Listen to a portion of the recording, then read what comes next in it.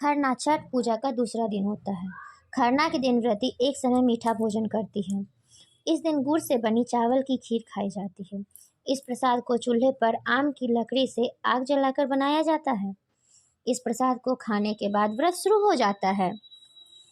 जैसा कि मैंने कहा था कि छठ पूजा तक हर रोज एक पौराणिक कथा के साथ आऊंगी, तो आज की कथा प्रियवंद और मालिनी की है।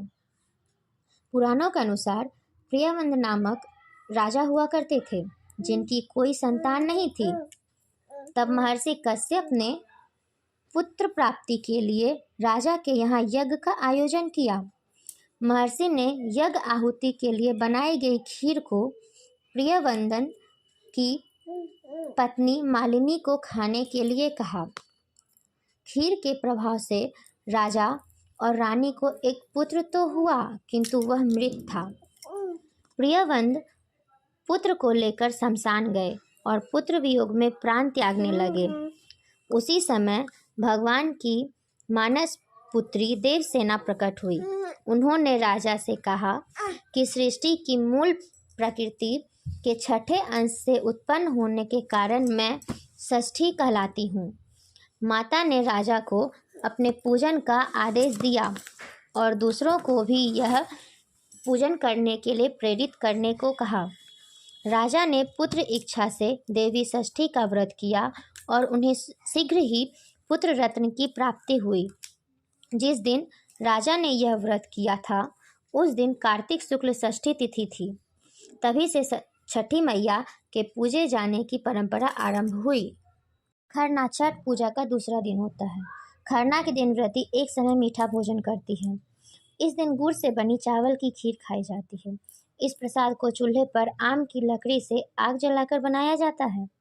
इस प्रसाद को खाने के बाद व्रत शुरू हो जाता है।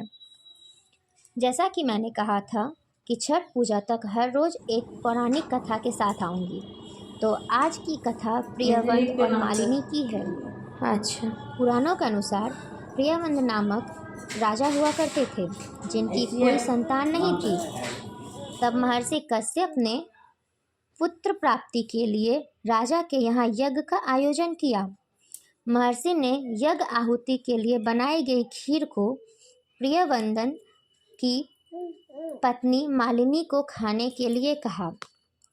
खीर के प्रभाव से राजा और रानी को एक पुत्र तो हुआ, किंतु वह मृत था। प्रियवंद पुत्र को लेकर शमशान गए और पुत्र वियोग में प्राण त्यागने लगे। जब तक पूजा वहाँ रखा उसी रहेगा समय करते रहे। भगवान की मानस पुत्री देवसेना प्रकट हुई। उन्होंने राजा से कहा कि सृष्टि के छठे अंश से उत्पन्न होने के कारण मैं षष्ठी कहलाती हूँ। माता ने राजा को अपने पूजन का आदेश दिया और दूसरों को भी यह पूजन करने के लिए प्रेरित करने को कहा।